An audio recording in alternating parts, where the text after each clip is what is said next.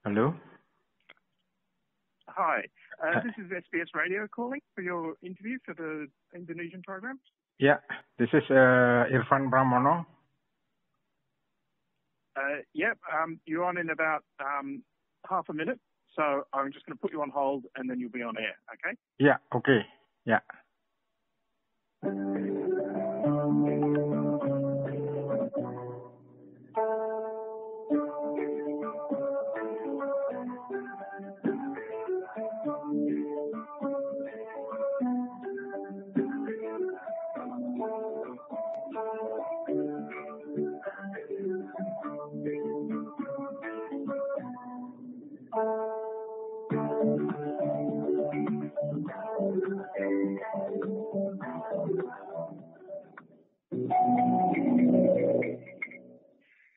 Nah, Anda masih bersama Radio SBS program Bahasa Indonesia. Sekali lagi untuk podcast dengar ulang wawancara kami ataupun juga siaran kami sebelumnya, Anda dapat kunjungi situs kami di sbs.com.au/Indonesian atau kontak langsung kami di 0294303135 atau nomor lainnya 0399492208. Nah, karena sampai dengan saat ini Facebook masih juga belum atau masih melakukan pembatasannya, maka untuk semuanya itu tentang siaran kami, tentang berita dan sebagainya, Anda dapat langsung saja mengunduhnya dari situs kami tersebut di atas, yaitu www.sbs.com.au/Indonesian. Nah, karena tamu kami yang berikutnya sudah berada di jalur, jadi saya akan segera menyapa Profesor Dr. Irfan Budi Pramono, peneliti senior di Watershed Management Technology Center, pakar di bidang hidrologi hutan. Selamat siang, Profesor. Selamat siang, Ibu. Terima kasih sekali, Profesor, yang telah berkenan kami hubungi. Prof, jadi kalau kita berbicara tentang banjir di Indonesia itu, kali ini seolah-olah ini itu lebih hebat atau lebih besar daripada dan merata seolah-olah daripada tahun-tahun sebelumnya. Apakah itu betul, Prof? Iya, betul, Bu. Jadi banjir tahun ini, bulan Februari ini, Januari atau Februari ini, itu terasa lebih besar daripada tahun-tahun sebelumnya. Nah, ini disebabkan karena efek La Nina, sehingga yang berperiodik ya antara 4 sampai 7 tahun sekali, itu pas terjadi pada tahun ini. Profesor, mohon dijelaskan secara ringkas itu. La Nina itu tadi, karena kalau La Nina yang kami ketahui kan itu mendatangkan, yaitu seperti angin tofan, banjir dan sebagainya itu dengan periode 4 sampai 7 tahun itu. Mungkin masih ada tambahannya itu, Prof? Mengapa La Nina itu terjadi? Ya, La Nina itu merupakan fenomena alam ya. Jadi itu memang sudah terjadi sejak lama, itu satu siklus. Jadi satu siklus yang itu ada pemanasan dan tekanan yang lebih di samudra, kemudian dia membawa uap air yang cukup besar sehingga di daratan itu akan menerima hujan yang melebihi dari rata-rata. Iya. Profesor, dalam konteks Australia, kalau ada hujan, orang justru senang kan itu, walaupun kadang-kadang Australia juga sering banjir. Prof, mohon maaf karena saya harus menutup program kami, jadi nanti kita akan lanjutkan lagi. Terima kasih bagi Anda semuanya atas perhatian Anda dan kebersamaan Anda. Jangan lupa kami akan kembali mengudara pada hari Jumat nanti. Untuk podcast dengar ulang siaran kami, Anda dapat kunjungi situs kami. Oh iya, jadi sudah selesai ya?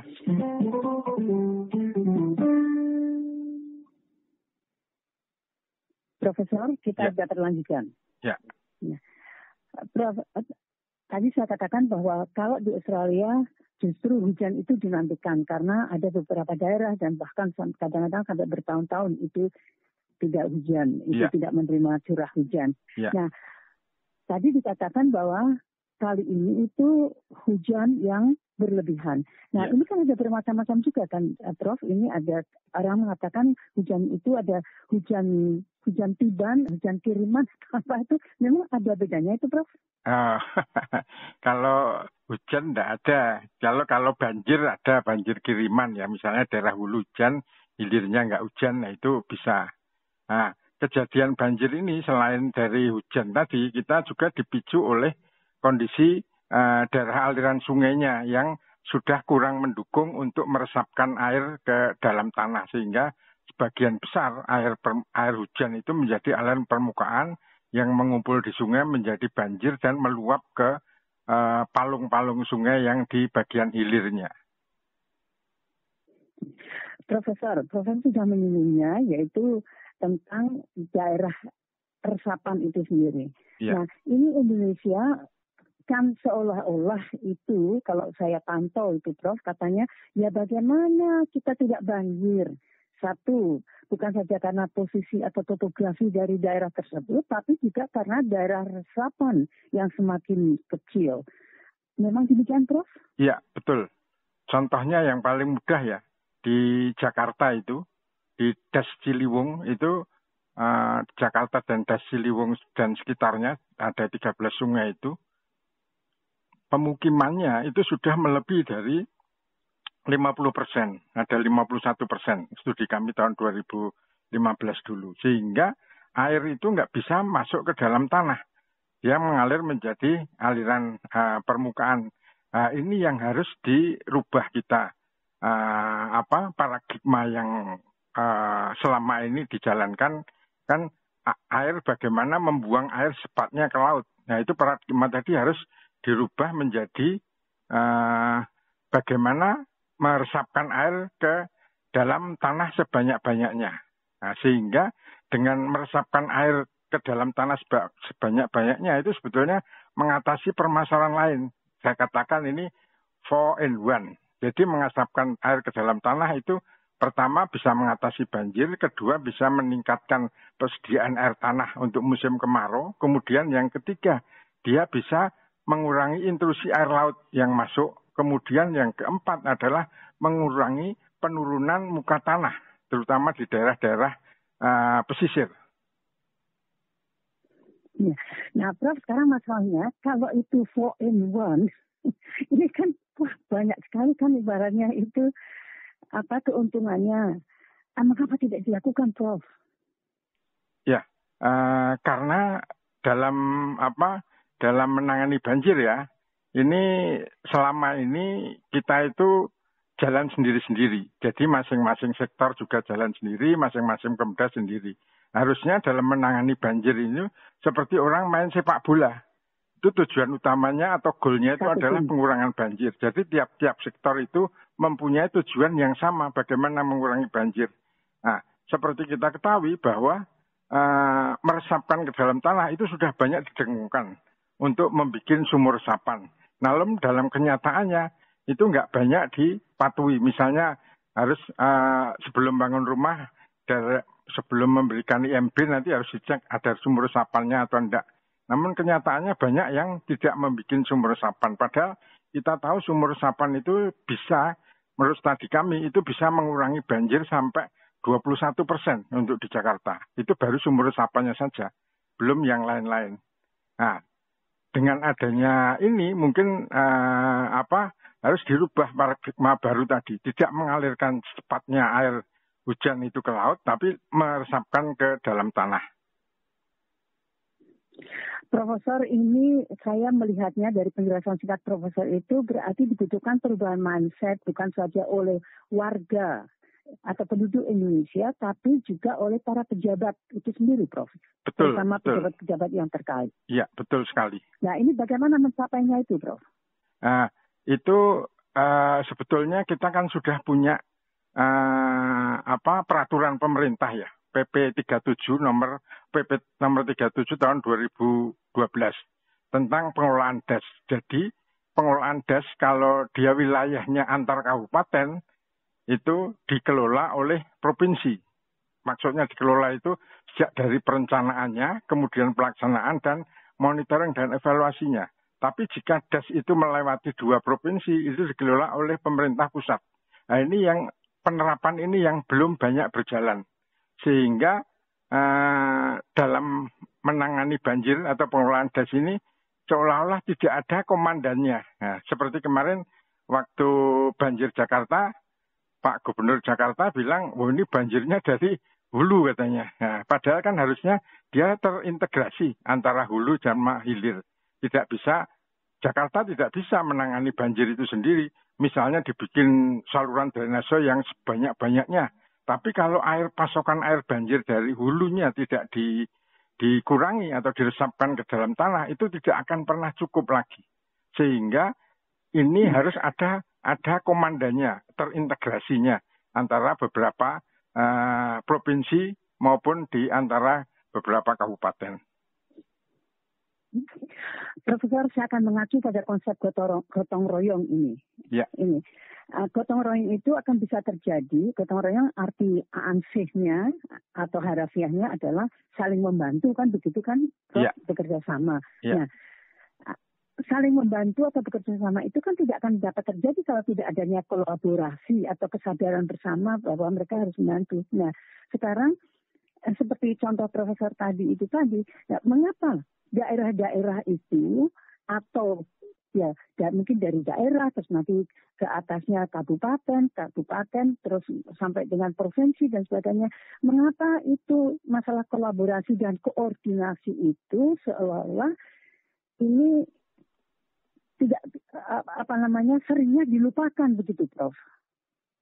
Ya, karena tidak ada yang bisa mengatur seluruhnya itu. Sebagai contoh ya, ini Pemda DKI tahun lalu itu dia memberikan dana hibah ke hulunya Jakarta. Dalam hal ini pemerintah Kabupaten Bogor, Kota Bogor dan Depok itu sekitar 600 miliar. Ini tujuannya untuk bagaimana banjir di Jakarta itu berkurang. Mereka ditanya juga sama Inspektorat Wilayah di DKI itu, dari 600 miliar itu, katakanlah nanti banjir Jakarta akan berkurang berapa persen. Jadi harus ada hitung-hitungannya. Namun kenyataannya, karena ini dana hibah juga, pemerintah DKI tidak bisa menekankan bahwa 600 miliar ini tolong untuk misalnya bikin sumur resapan, bikin embung atau untuk revitalisasi situ-situ dan sebagainya.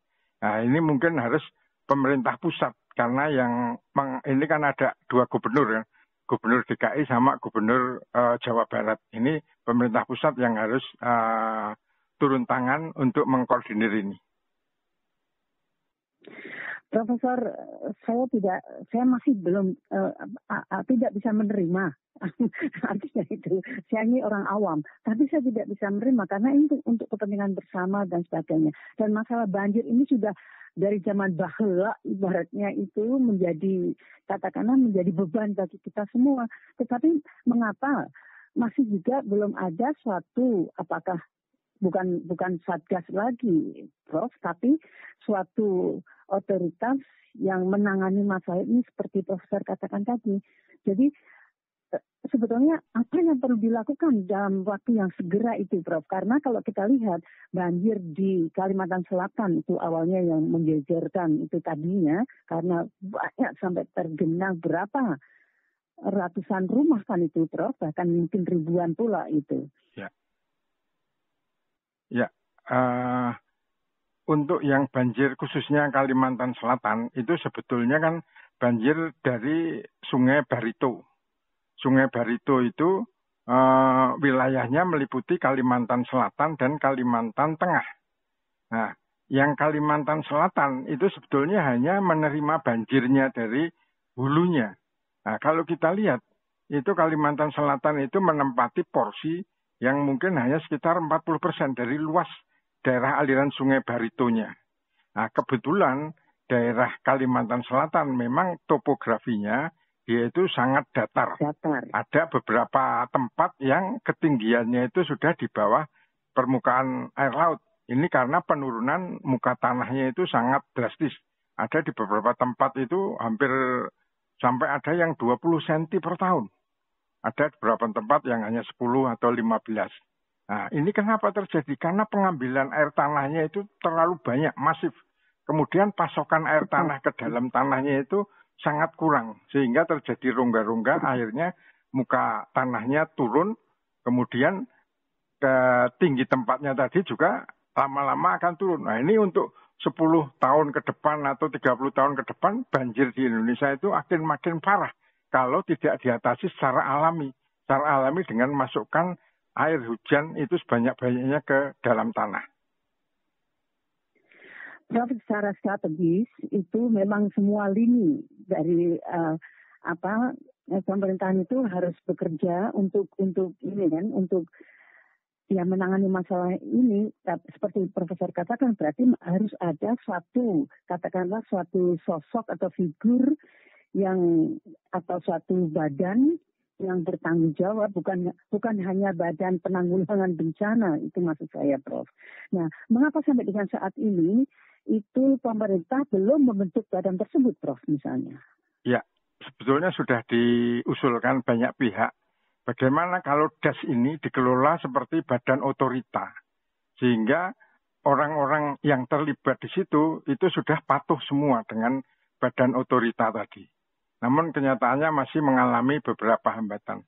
Yang sudah ada tanda-tanda ke arah sana adalah yang pengelolaan DAS Citarum.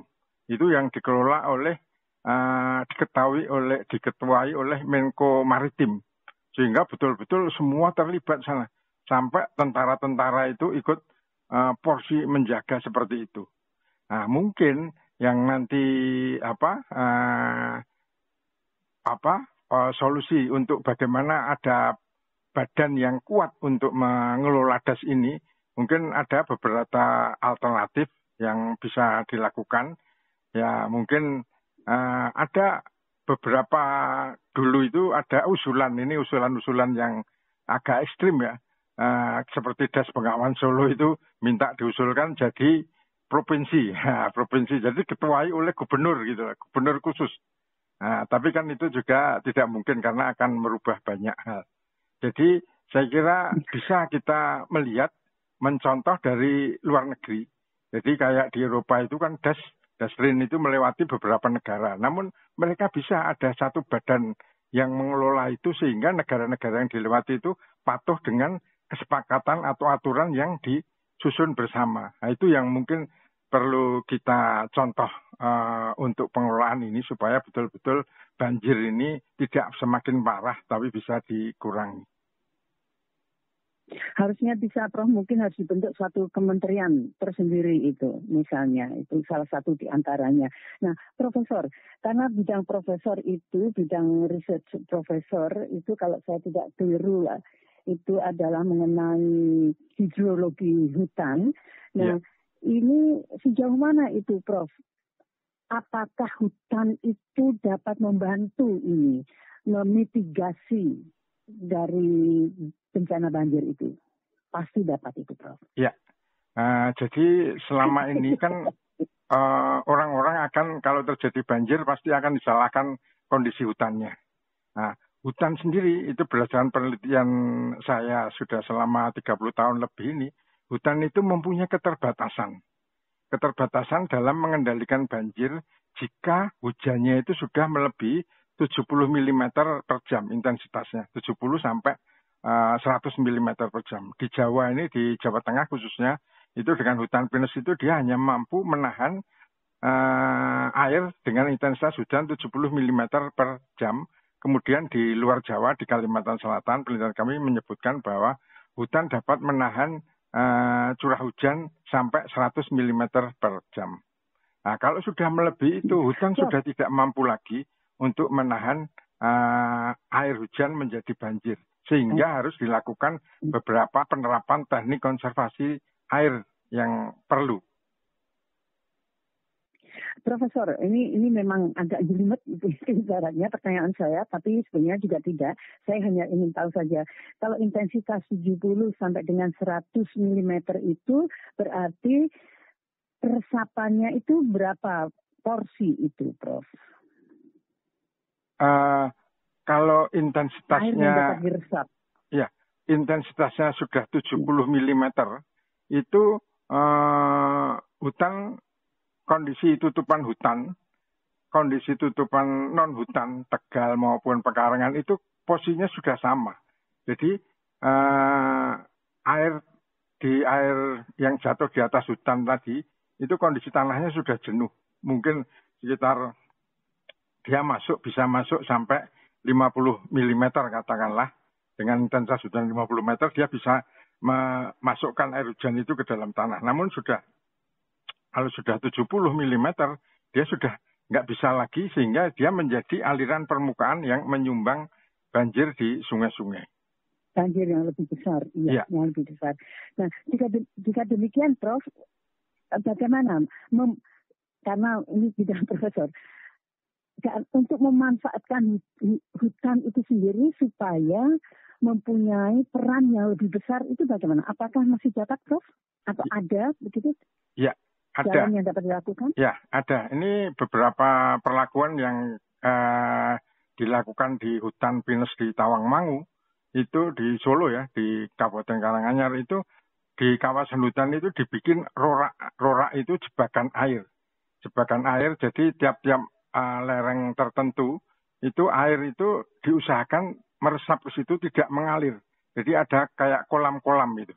Ya, seperti teras, namun seperti dia dibentuk. Hah? Seperti waduk, bukan? Bukan, itu hanya kecil-kecil. Dia satu lereng itu mungkin hanya nanti ukurannya sekitar 10 meter kali setengah meter atau 1 meter. Tapi dibikin yang banyak, sehingga waktu aliran dari atas itu tertahan di situ. Nanti yang di bawahnya tertahan lagi. Nah, itu untuk di kawasan hutan. Itu diterapkan rorak atau jebakan air. Jebakan air itu artinya air tidak bisa keluar dari kawasan itu. Ya.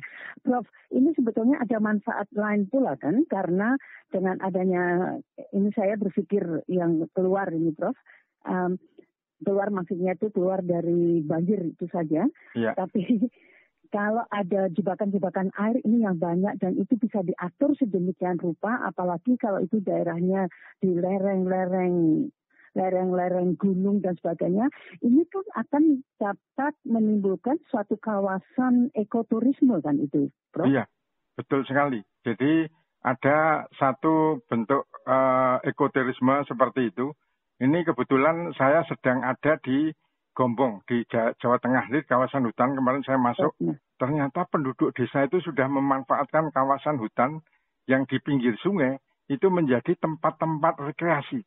Itu pemuda-pemuda di desa itu membuat itu. Nah, sehingga mereka dengan adanya wabah ini banyak aktivitas yang tidak dilakukan, sehingga mereka membentuk itu tempat-tempat rekreasi untuk kawasan itu.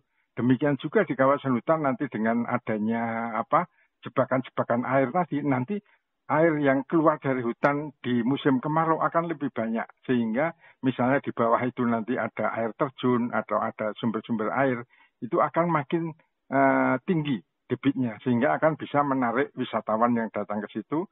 Kemudian masyarakat juga mendapatkan hasil airnya yang cukup untuk kehidupan sehari-harinya. Namun demikian, untuk membuat jebakan-jebakan air tadi juga harus diperhatikan, karena nanti jika di sana ada bidang luncur atau lapisan impermeable di bawahnya, itu kalau kita bikin jebakan air itu bisa memicu terjadinya longsor. Jadi ini juga harus hati-hati, site spesifik. Tidak semua tempat bisa dilakukan seperti itu. Prof, kalau saya melihatnya, sebagai orang awam melihatnya, kalau memang ada kesempatan, mengapa tidak? Nah, memang keputusan yang diambil itu harusnya kan memang yang berdasarkan studi, kan begitu, studi feasibility. Atau paling tidak itu artinya sudah dipertimbangkan dengan benar. Jadi ini sebetulnya jebakan-jebakan air itu salah satunya merupakan suatu win-win solution kan begitu, Prof. Sekarang masalahnya, dapatkah itu dikembangkan? Oh, sangat bisa.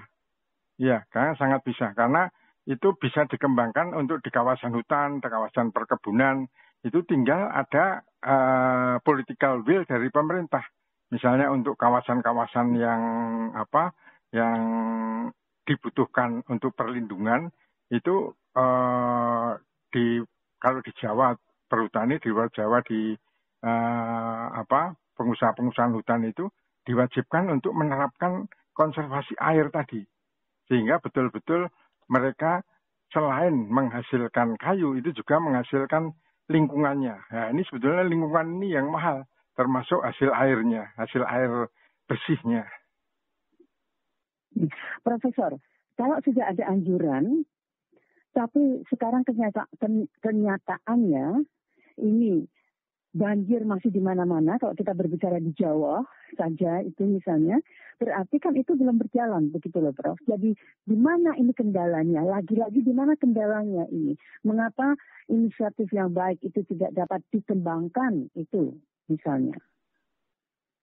Ya, kendalanya yang pertama itu adalah sebetulnya tiap das itu sudah disusun rencana pengelolaan das terpadu. Itu yang melibatkan semua pihak.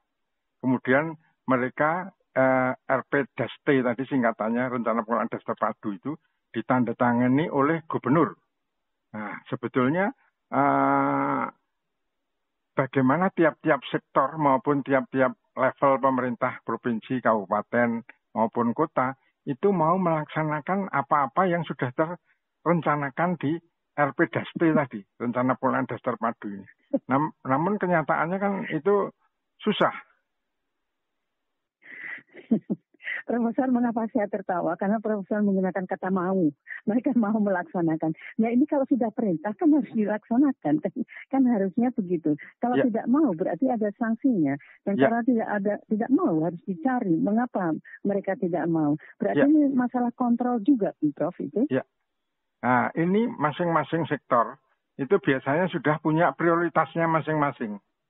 Prioritasnya masing-masing, kemudian dengan anggaran yang makin terbatas, mereka akan memilih dengan sektor-sektor yang memang mereka prioritaskan. Ya, sehingga makanya itu kalau dengan RP-DAS-T nanti ada otoritasnya, mereka punya anggaran dan mereka memang harus melakukan itu.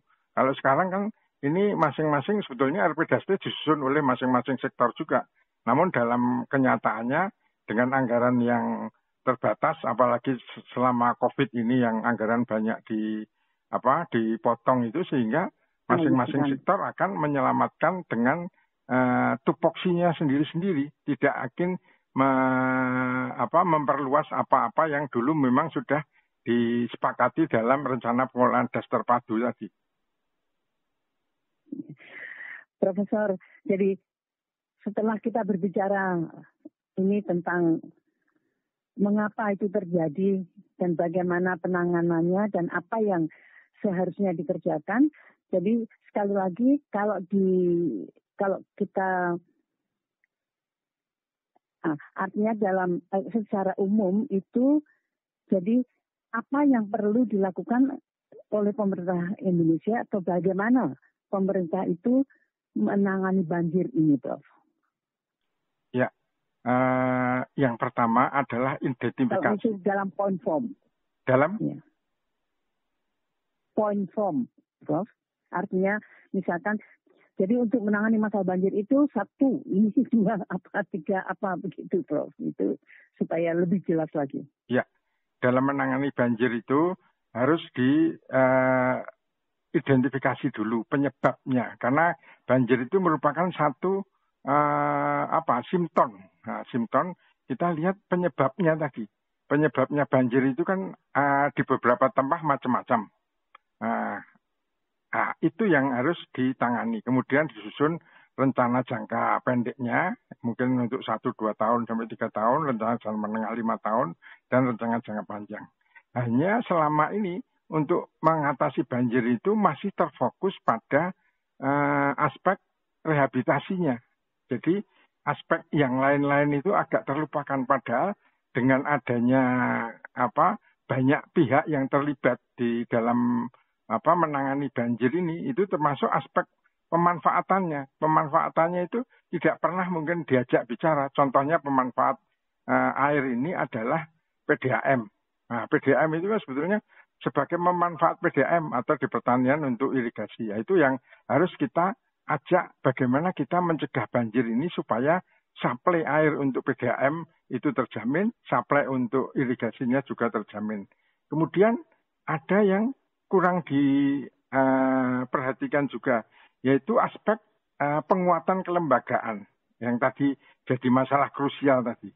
Itu bisa kalau penanganan banjir itu seperti pemain sepak bola ya. Masing-masing ada tugasnya masing-masing. Jadi ada backnya memberi umpan ke sana, tujuannya nanti penyerangnya memberikan bisa memasukkan gol. Nah ini yang kalau kita umpamakan sepak bola, ini masing-masing sektor itu arahnya tidak terfokus pada ngegolkan bolanya tadi. Itu arahnya masih muter-muter sehingga tujuan akhir mengurangi banjir tadi tidak tercapai. Sehingga jadi yang pertama tadi adalah identifikasi masalah, kemudian aspek yang perlu dilihat adalah aspek pencegahan bencananya. Kalau sudah teridentifikasi masalah, kemudian kita tarik dari stakeholder yang memanfaatkan tadi, kemudian kita juga bisa lihat aspek perlindungannya, mana-mana yang harus dilindungi. Kemudian yang terakhir adalah aspek penguatan kelembagaan tadi. Siapa melakukan apa dengan tujuan yang jelas untuk mengurangi risiko banjir tadi. Profesor Dr. Irfan Budi Pramono, kami tunggu, Prof, itu tulisan, kami tunggu makalahnya, Prof. Mungkin hanya dengan itu mungkin akan lebih diperhatikan mungkin, Prof. Ya. Mudah-mudahan.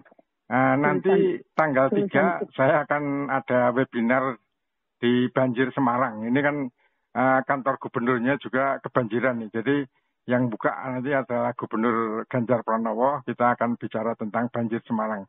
Kita juga ajak dari Forum Das, kemudian dari Pemdanya, kemudian dari Dinas Kehutanan di sana. Sehingga coba nanti kita akan bicarakan masalah-masalah yang krusial seperti yang saya utarakan tadi. Wah, sayangnya mungkin webinar tersebut sangat terbatas, Prof. Itu untuk para pemangku kepentingan saja mungkin. Daerah Jawa sebetulnya enggak juga karena itu nanti diedarkan secara luas. Mungkin bisa sampai 500-an peserta gitu. Terima kasih, Prof. Mudah-mudahan kalau misalkan saya dapat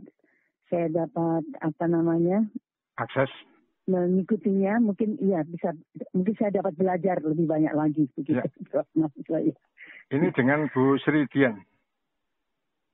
Sridian, ya. Ya, Sridian. Oke, ya.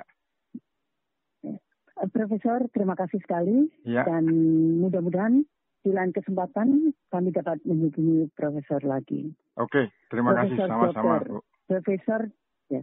Profesor Dr. Irfan Budi Pramono, selamat siang, Bapak. Selamat siang, Bu Sridin.